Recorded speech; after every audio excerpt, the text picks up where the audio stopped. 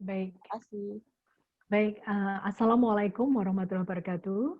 Waalaikumsalam warahmatullahi wabarakatuh. Salam sejahtera bagi kita semua. Malam ini terasa sangat istimewa karena kita akan membahas sebuah topik yang sangat update ya, sangat up to date, yaitu tentang spiritualisme kemerdekaan. Dan pembicara yang akan kami hadirkan adalah Ibu Saras Dewi. Ibu apa Mbak? Apa saya panggil Mbak Yayas saja? Yayas aja, Bu. Hadis. Mbak Yayas, dan kemudian akan pembahasnya masih Prof. Komar dan Mas Budi ya nanti tentang ini. Sebelumnya saya ingin membacakan beberapa peraturan dari acara ini, yaitu untuk para peserta dimohon untuk menggunakan nama akun Zoom yang sama dengan nama yang didaftarkan pada registrasi pada kelas Urban Sufism. Hal ini untuk menghindari resiko gangguan dari penyusup saat diskusi berlangsung. Kemudian mohon pastikan mikrofon dalam keadaan mute saat kelas sedang berjalan, kecuali moderator mengizinkan untuk mengaktifkan mikrofon. Kemudian bagi yang memerlukan akses juru bahasa isyarat, bisa mencari skrip dengan nama JBI 1 dan JBI 2, dan nanti bisa dipin videonya. Sesi diskusi dimulai setelah Dr. Budi Munawar Rahman dan Profesor Komarudin Hudayat selesai bicara beserta Mbak Saras tadi nanti. Kemudian peserta dapat bertanya dengan mengetikkan pertanyaan di kolom chat. Pertanyaan akan kami bacakan. Bila ada pertanyaan yang perlu diperjelas, peserta dapat mengangkat tangan terlebih dahulu dengan mengklik opsi raise hand. Tunggu giliran bicara setelah dipersilakan oleh moderator. Oleh karena waktu terbatas, kami mohon maaf bila tidak semua pertanyaan dapat dibaca dan dijawab. Itu saja dulu. Baik, saya langsung saja supaya kita tidak berpanjang kata, karena kita biasanya waktu itu jadi semakin sempit ya, karena diskusi biasanya sangat menarik. Maka saya persilakan pada Mbak Saras untuk menyampaikan paparannya. Silakan Mbak Saras. Mbak Saras adalah dosen di Fakultas Ilmu Budaya Universitas Indonesia, dan beliau mengajar banyak mata kuliah, terutama tentang filsafat ya Mbak Saras ya? Betul, Bu Eka. Ya, baik. Silakan Mbak Saras untuk menyampaikan.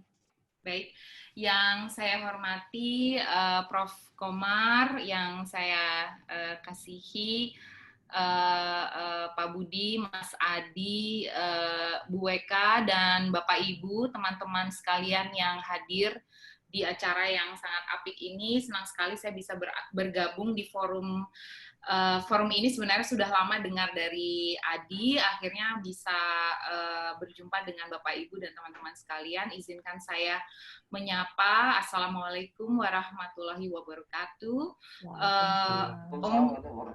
Om Swastiastu, Namo Buddhaya, salam sejahtera untuk kita semua, salam sehat. Senang sekali saya bisa membicarakan atau membahas tentang filsafat yang cenderung atau condong ke timur. Sebelum diskusi ini dimulai, sebenarnya tadi dengan Pak Budi dan Prof. Komar, kami bertiga sudah ngobrol tentang bagaimana langkahnya ruang-ruang percakapan yang bicara atau terfokus pada filsafat timur, dan saya senang saja bahwa tidak hanya bisa bicara tentang filsafat timur, tetapi juga dalam rangka perayaan kemerdekaan Indonesia, tetapi juga kita bisa melihat beberapa gagasan yang paralel dengan kemerdekaan yang ada di India. Memang dalam penjelasan yang atau dalam e-flyer yang dituliskan adalah perluasan makna teologis atau perluasan dari gagasan teologis Weda. Tentunya ini adalah suatu bangunan pengetahuan yang disusun atau yang berusaha dipahami jika kita ingin melihat bagaimana gagasan-gagasan kunci yang ada di Weda. Weda adalah kitab suci agama Hindu yang berusia kurang lebih dari jejak atau dari investigasi linguistik itu bisa dari 3.000 sampai 2.500 sampai 3.000 tahun yang lalu.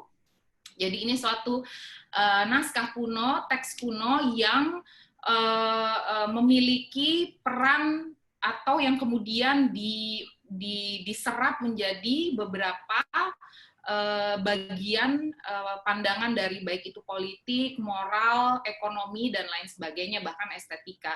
Kita punya di dalam perspektif bagaimana Weda itu menjadi satu sumber teks, mungkin yang bisa disebut sebagai kedudukannya, sebagai kedudukan yang sumber ya, sebagai kedudukan sumber,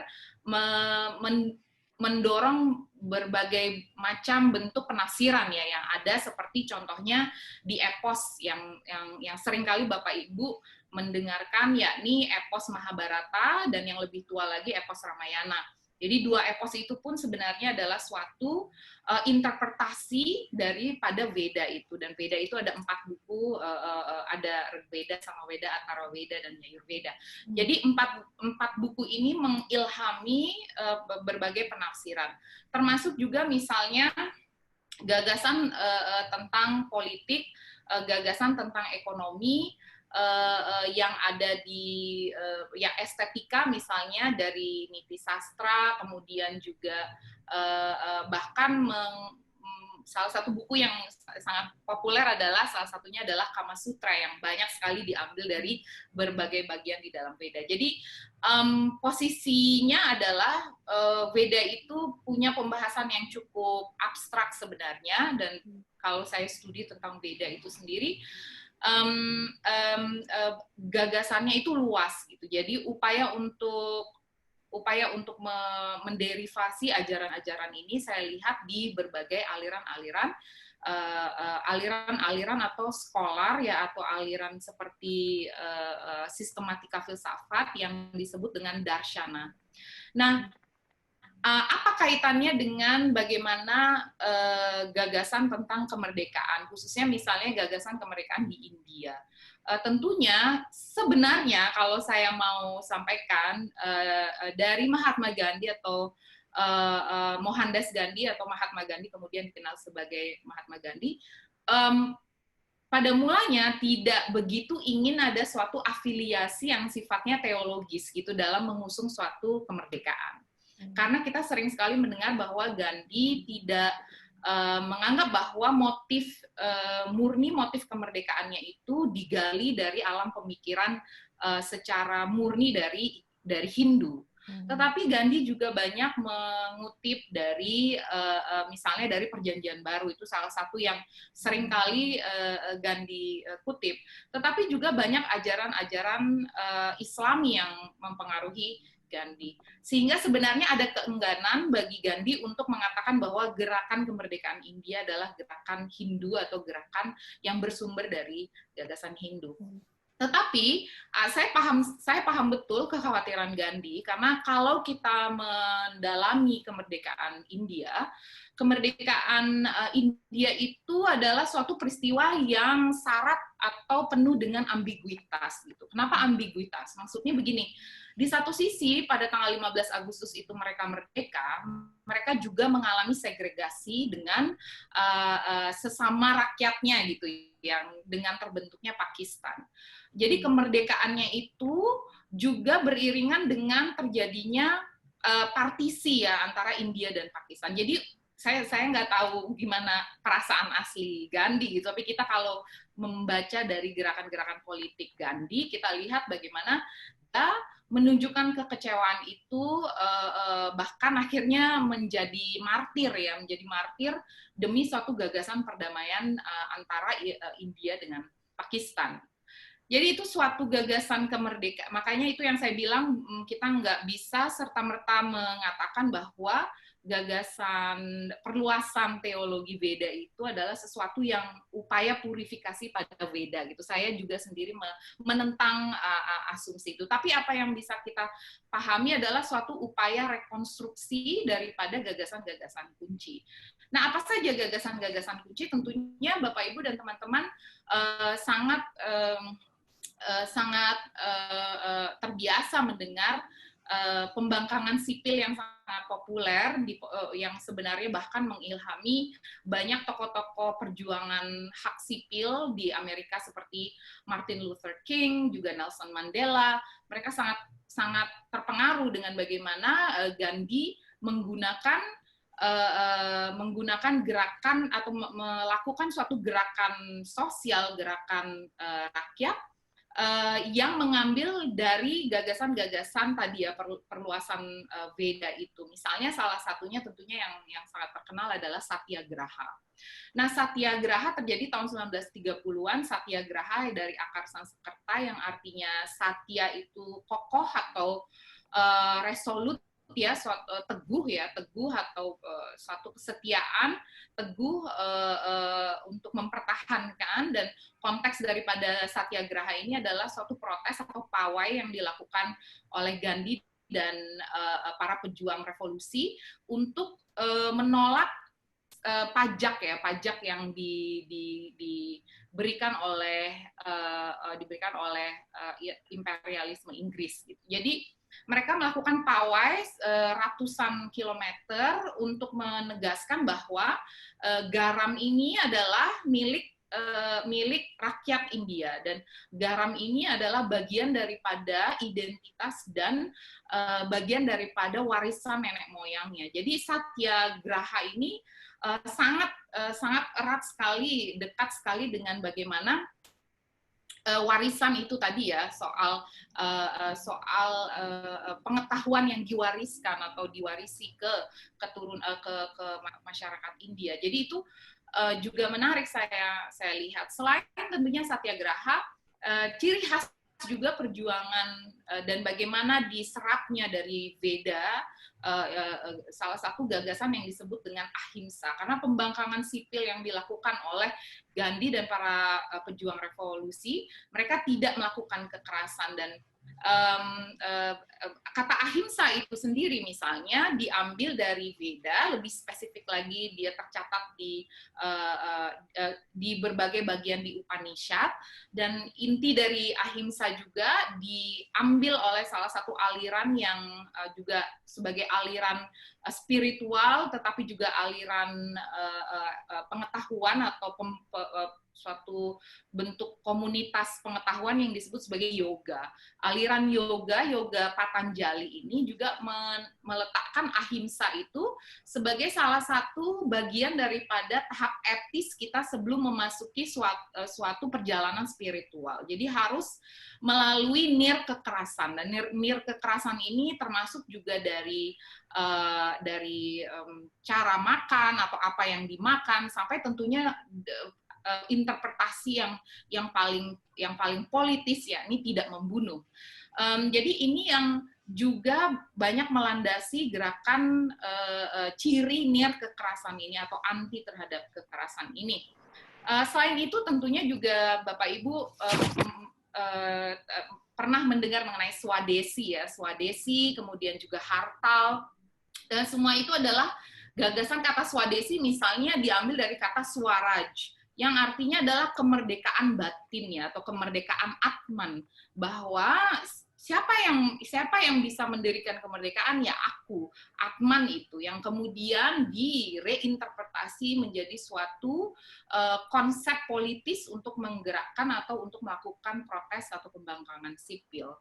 Nah, ini saya rasa misalnya seperti kata Swadesi itu ciri khasnya dengan mesin pintal ya, bagaimana Gandhi memintal pakaiannya sendiri sebagai suatu bentuk protes bahwa saya nggak mau mengkonsumsi apapun dari pihak penjajah. Tetapi kita bangga dan kita mengusahakan kekuatan diri sendiri, produk diri sendiri. Tentunya Swadesi ini bertahan cukup lama sampai tahun 90-an, dan kemudian tentunya bukan cuma India, tapi Indonesia juga. Kita semua euforia dengan datangnya industri kapitalisme misalnya, yang kemudian jadi bagian problem juga saya rasa di India.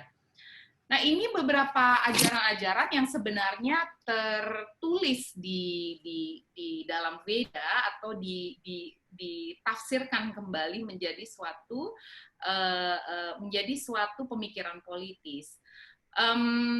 Tapi cita-cita apa yang saya perlu tekankan adalah cita-cita Gandhi dan cita-cita dari Perdana Menterinya juga Jawaharlal Nehru adalah mendirikan India yang sekuler gitu, yang demokratis dan sekuler, bukan negara agama. Jadi itu yang saya berhati-hati banget karena saya ingat banget ketika dulu belajar gitu tentang partisi, tentang segregasi India Pakistan, bagaimana sebenarnya upaya Gandhi untuk melakukan persuasi kepada Ali Jinnah yang menjadi Perdana Menteri pertama Pakistan untuk terus bertahan bersama India. Tapi Ali Jinnah bilang, ya tapi kan kamu melakukan perjuangan yang sangat identik dengan Hinduisme gitu, dengan asketisme yang ada di dalam ajaran Hindu. Meski Gandhi bersikeras misalnya begitu banyak tokoh-tokoh Muslim yang ikut memperjuangkan India, seperti salah satunya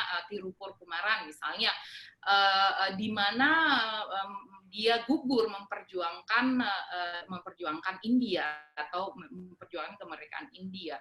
Begitu banyak cerita-cerita atau kejadian-kejadian di mana pemberontakan itu bermula dari masjid, dan masjid diberondong oleh tentara Inggris sehingga banyak sekali korban, dan mereka mengidentifikasikan dirinya sebagai memegang bendera India.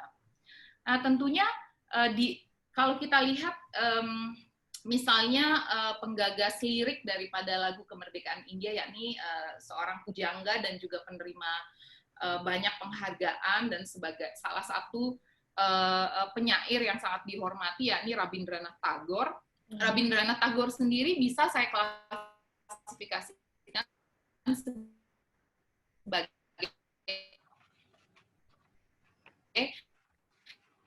salah satu pengikut aliran yang disebut sebagai sinyalnya itu aliran Vedanta, dan banyak ajaran-ajaran dari teks. Halo, iya, kedengeran nggak? Tes. Ya, sudah kedengaran. Silakan. Oke. Yang menurut saya aliran Vedanta ini menitik beratkan sebenarnya pada konsekuensi etis daripada Atman, kebebasan Atman, berarti juga adalah kebebasan untuk menjalani angan-angan atau impi atau cita-cita spiritual yang terbagi dari berbagai macam jalan, misalnya dengan adanya catur yoga atau catur marga di dalam perspektif Hindu. Tetapi juga teks Upanishad dan juga aliran Vedanta ini mendorong suatu masyarakat yang pluralis gitu. Tokoh-tokohnya ya tadi saya sebutkan Rabindranath Tagore, Swami Vivekananda, Sri Aurobindo. Mereka adalah pemikir-pemikir yang membayangkan India itu sebagai suatu rumah bersama tentunya. Bisa sebenarnya mengidentifikasi problem ini, bagaimana India punya problem dengan mayoritarianisme, dan kemudian di Indonesia kita punya problem dengan mayoritarianisme, dan bagaimana ada purifikasi terhadap ajaran Veda itu. Nah, apa yang menurut saya juga ironis adalah Gandhi itu selalu berceramah bahwa yang sangat mendorong ajaran-ajaran terhadap pembangkangan sipil ini dia dapatkan dari Perjanjian Baru, membaca Al-Quran juga, dan juga Bhagavad Gita. Itu beberapa teks-teks yang menjadi pegangan inti dari Gandhi, dan selalu dia sampaikan di dalam ceramah-ceramahnya. Tetapi juga apa yang tersingkap di dalam peradilan yang terjadi ketika terjadi penembakan atau eksekusi terhadap Gandhi, pelakunya Nathuram Godse, salah seorang pengikut partai Mahasabha, itu partai yang sangat fundamentalis Hindu. Dia mengatakan bahwa tindakannya itu dibenarkan karena Gandhi karena dirinya mengutip dari Bhagavad Gita, dan apa yang disebut sebagai justifikasi terhadap peperangan, justifikasi terhadap kekerasan karena untuk membela kebenaran. Jadi kita melihat bagaimana satu teks dibaca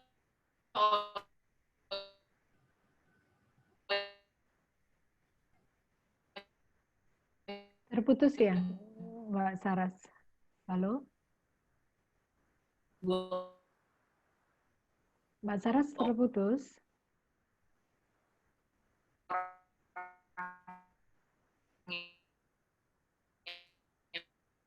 Pradana,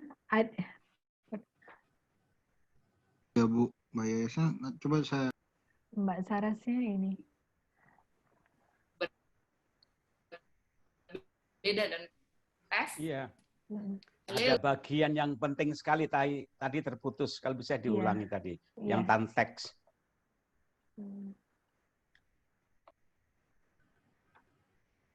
Mbak Saras. Mbak Saras tadi yang tentang apa yang paling penting, jadi adanya apa tafsir yang juga di penembakan yang dilakukan, tafsir tentang ayat-ayat Bhagavad Gita tadi yang disampaikan oleh Mbak Saras tadi, yang juga melatar belakangi pembunuh yang membunuh Gandhi. Mbak Yayas mungkin coba bisa. Mbak Saras. Iya, aku ini sekarang teter pakai HP, nggak tahu jaringan aku, ya Allah. Nggak paham lagi aku ini, benar-benar keadaan ini melelahkan. Tunggu ya, aku coba stabil, sip. Aku sambung lagi, Bu Eka, apa? Ya. Tadi yang tentang itu tafsir tadi tentang ayat Bhagavad Gita yang yang apa melatar belakangi pembunuh Gandhi tadi. Ya, itu sedih banget ya. Itu menyedihkan banget kalau saya baca-baca proceeding daripada peradilan itu kan Godse tidak mau didampingi pengacara. Dan dia merasa nggak melakukan suatu kesalahan karena dia merasa apa yang ditunjukkan oleh Gandhi itu suatu kelemahan, karena kan Gandhi berpuasa di Kalkuta itu dia tidak mau makan dan minum karena untuk dia terkoyak gitu bahwa pada tanggal 14 Agustus tengah malam itu Nehru berpidato bahwa kita sedang menyongsong pertemuan dengan takdir gitu, dengan destiny, bahwa kemerdekaan itu adalah suatu takdir, suatu kemenangan yang sudah dijanjikan. Tapi di satu sisi apa yang terjadi adalah juga segregasi, karena pagi harinya itu migrasi besar-besaran kan terjadi antara India dan Pakistan.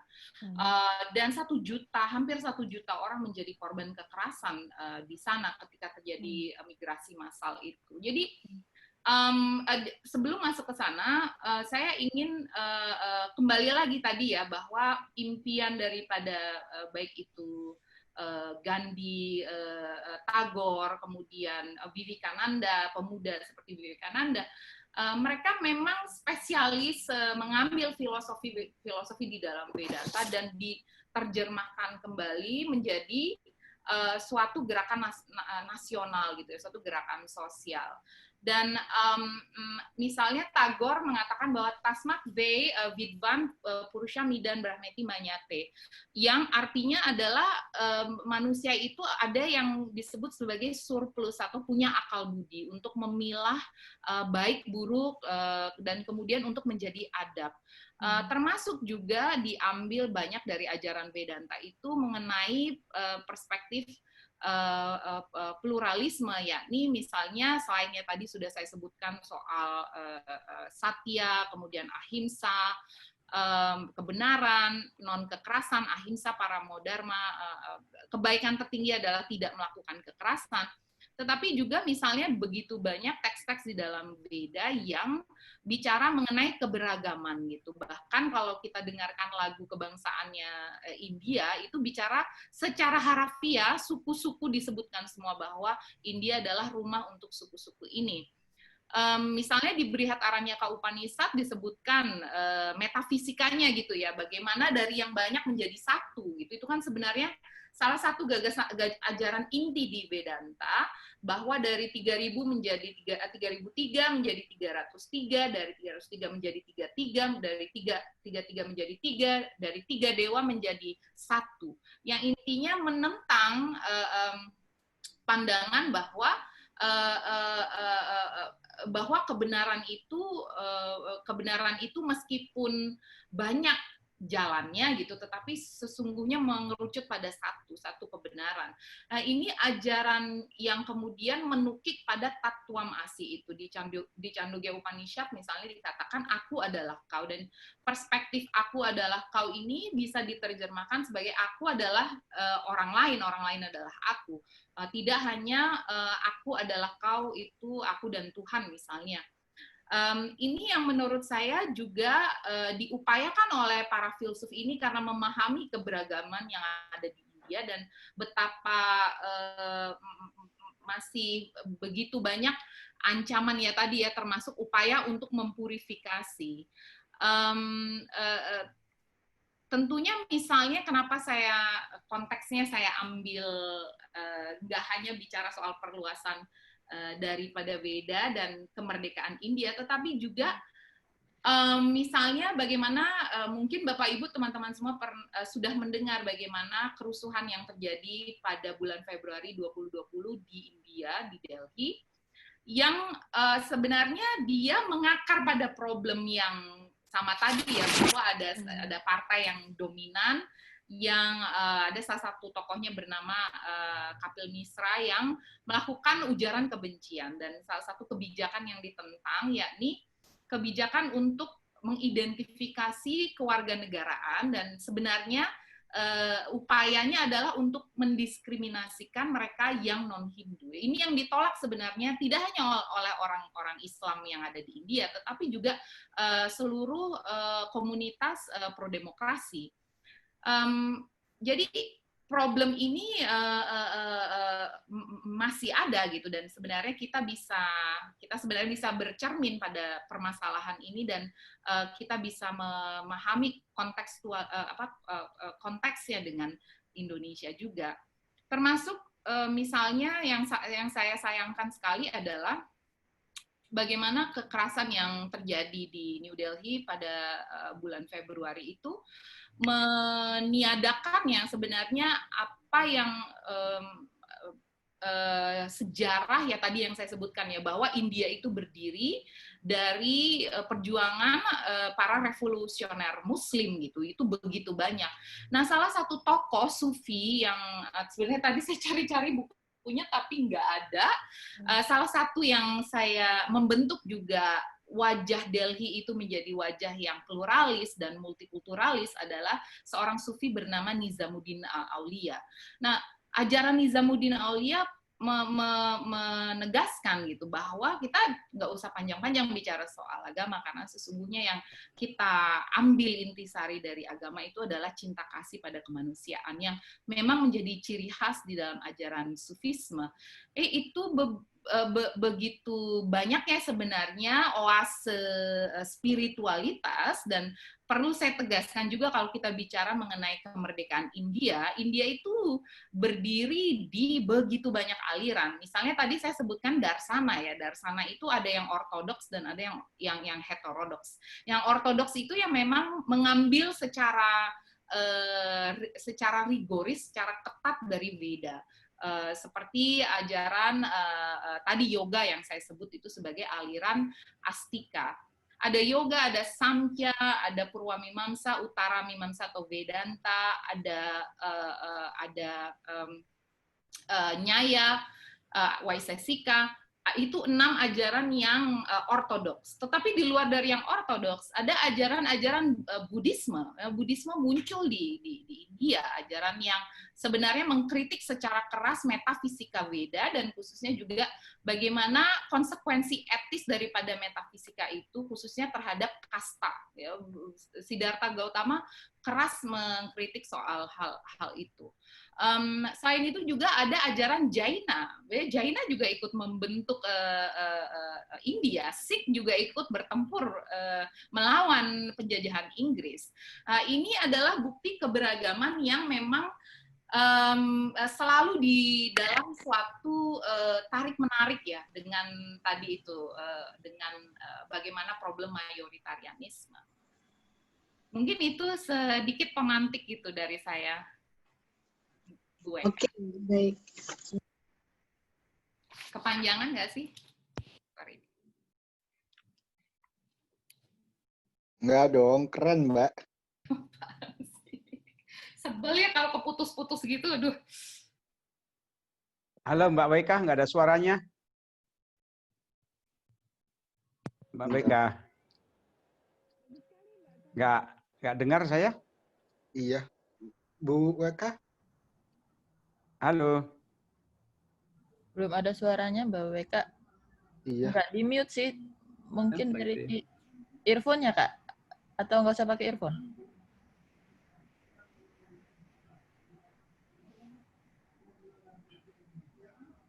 Ini kayaknya banyak koneksi internet pada masalah Ya, kayaknya. kayaknya Malam hari ini. hampir rata. Atau gini. Saya take over sementara.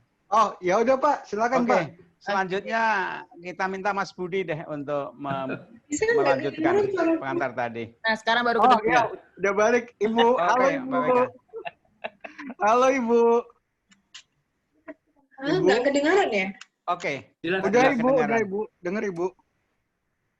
Halo, Ya, kedengaran oke. nggak? Udah Kedengaran. Ibu. Oh, oke.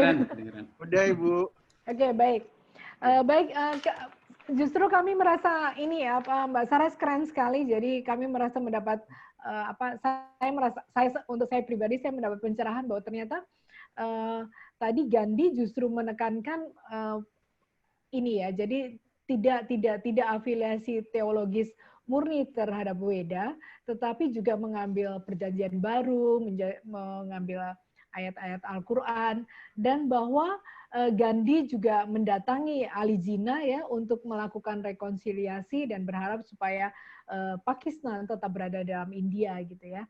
Jadi itu sesuatu yang betapa sebenarnya Gandhi ini adalah sosok yang betul-betul rasanya betul-betul bisa menginspirasi kita semua. Bagaimana dia menyatakan untuk kekerasan ya itu ya. Jadi dari tahap perjuangan beliau, kemudian tadi Mbak Saras juga sampaikan tentang ahimsa, kemudian swadesi. Swadesi adalah kemerdekaan batin ya. Halo? Kedengaran nggak ya? Kedengaran.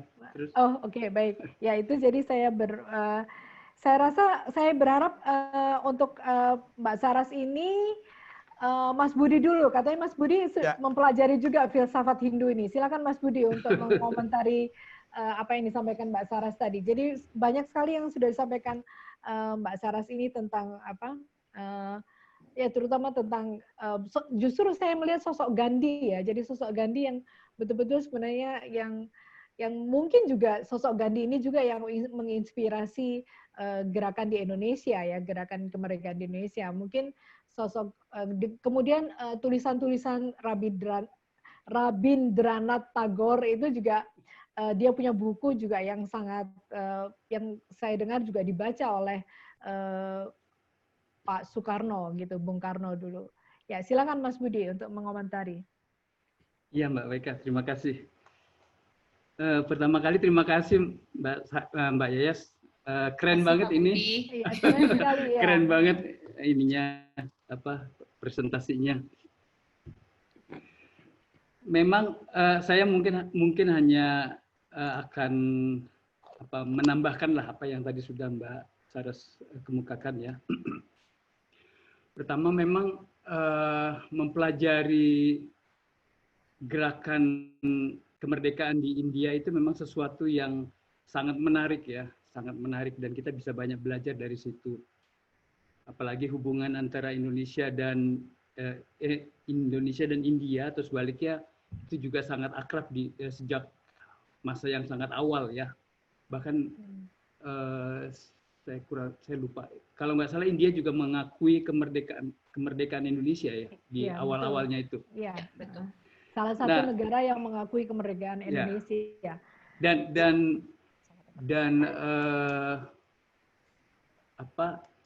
dua negara ini sebenarnya sangat mirip ya, dalam banyak hal sangat mirip. Keanekaragaman budayanya, keanekaragaman agamanya, terus daerahnya sangat luas, berbagai macam bahasa dan sebagainya.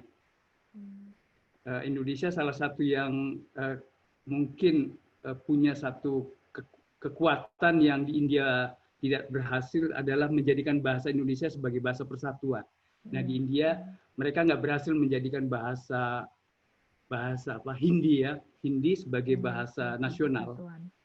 Nah, karena orang-orang di Tamil itu sangat tidak suka dengan dominasi dari orang-orang dari India Utara yang bahasa utamanya adalah Hindi.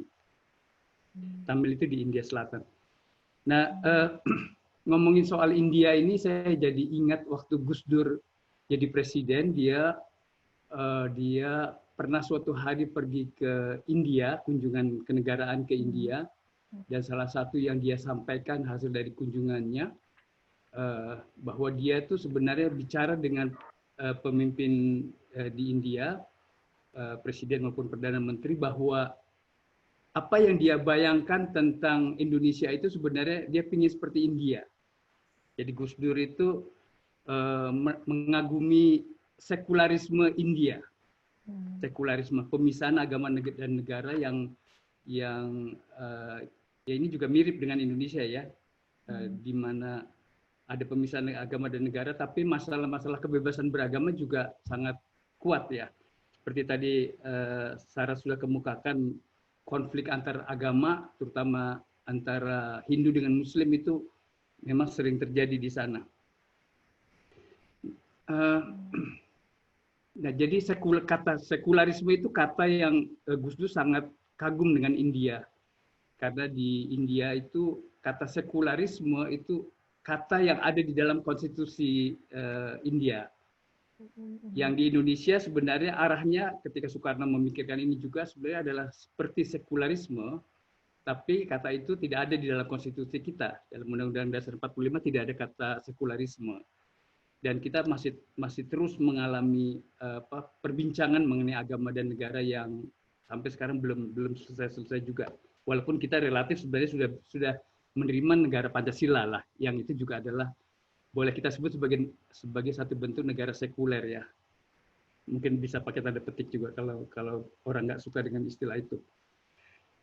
Yang kedua soal Gandhi ya. Gandhi itu memang sangat inspiratif. Tadi Mbak Sarah juga sudah kemukakan bagaimana gagasan non-violence-nya Gandhi itu telah menginspirasi Martin Luther King, satu lagi siapa tadi itu, Nelson Mandela, dan Dalai Lama. Ada 3 orang yang sebenarnya dia secara terus terang mengatakan dia pengikut dari Gandhi. Gerakan non-violence dipakai dalam perjuangan untuk mendapatkan kemerdekaan lah, dalam arti yang beda-beda ya, di Amerika, di Afrika Selatan maupun di Tibet. Nah, tapi mungkin menarik juga untuk kita lihat apakah Gandhi itu memang masih relevan ya di India. Itu ada satu serial video yang menarik sekali dari BBC di London yang mencoba mencari tahu tentang itu, dan di dalam kesimpulannya memang Gandhi itu sekarang sebenarnya sudah ditinggalkan, apalagi India sekarang ini. Kalau kita baca buku-buku Gandhi yang sekarang tersedia, karya lengkap Gandhi itu tersedia, dan kita bisa lihat banyak pikiran-pikiran Gandhi yang tadi disebut apa itu Swadesi ya. Swadesinya Gandhi itu juga luar biasa sekali. Swadesi itu karena Gandhi itu ingin sekali supaya ekonomi India itu berakar pada kekuatannya sendiri, dan itu berarti adalah ekonomi pedesaan. Nah, itu mewarnai sekali pikiran Gandhi, yang rupanya kalau kita lihat perjalanan India ini mulai dari Nehru, terutama sejak Nehru sendiri pun sudah kelihatan Nehru tidak tertarik untuk meneruskan atau mewujudkan apa yang Gandhi pikirkan itu. Karena Nehru ingin India itu menjadi negara yang maju. Apalagi Modi sekarang ini, kalau kita lihat Modi itu, dia memang ingin sekali India itu menjadi negara yang maju. Saya pernah ke Ahmedabad ya, satu ibu kota Gujarat yang Modi itu menjadi gubernur. Antara Ahmedabad tahun 90-an dengan Ahmedabad yang sekarang, itu beda sekali. Ahmedabad yang sekarang itu udah kayak Jakarta juga, mirip Jakarta gitu lah. Sangat maju dan sangat